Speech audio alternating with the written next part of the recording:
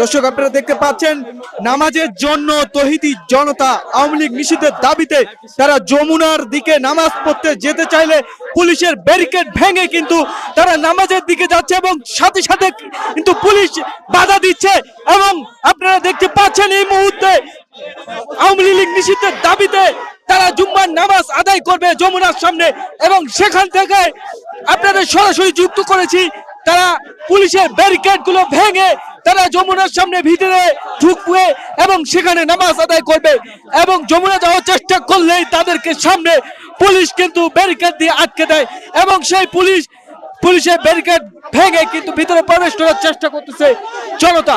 আপনারা দেখতে পাচ্ছেন এই মুহূর্তে তারা কিন্তু নামাজের জন্য ভিতরে প্রবেশ করতে চাইলে তাদেরকে পুলিশের বাধার মুখে পড়ে যায় এবং সেটাই কিন্তু দেখানোর চেষ্টা করতেছি।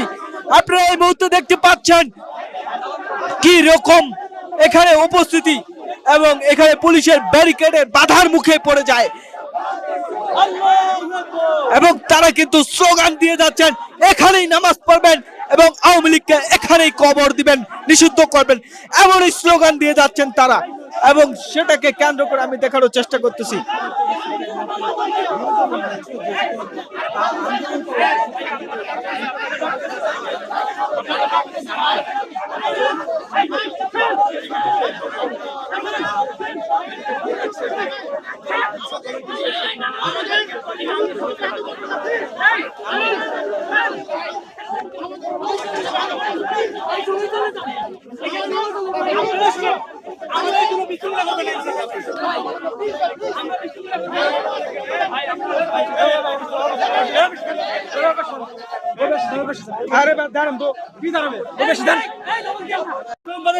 বেইমানি করেছেন উনার এই বক্তব্যের জন্য অতি দ্রুত উনি ক্ষমা চাইতে হবে জাতির কাছে।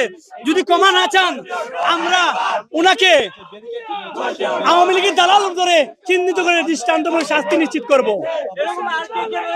যারাই আওয়ামী লীগের হয়ে কথা বলবে তারাই হচ্ছে জুলাই গণঅভ্যুত্থানের দুশ্মন, তারা এই জাতির দুশ্মন।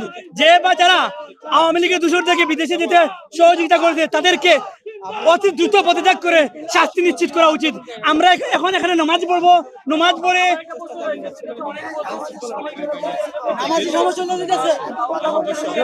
সংগঠন করলে চলবে না।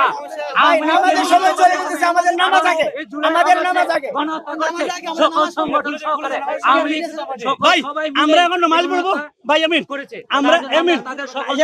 আমরা এখন নামাজ ভাই আরেকটা বিষয় আপনারা জানেন কিনা বলতে পারি না। জুমার শর্ত হচ্ছে ব্যাপক অনুমতি থাকা, সর্বসাধারণের অনুমতি থাকা। যদি সর্বসাধারণের অনুমতি না থাকে তাহলে সেই মসজিদে জুমার নামাজ হবে না। সুতরাং আমরা বুঝতে পারতেছি আমাদেরকে অনুমতি দেওয়া হচ্ছে না, তার মানে এখানে জুমার নামাজ হবে না। জুমার জন্য সবচেয়ে বড় শর্ত তিনজন মুসল্লি থাকতে হবে, জনসাধারণের ব্যাপক অনুমতি থাকতে হবে এবং খুতবা হতে হবে।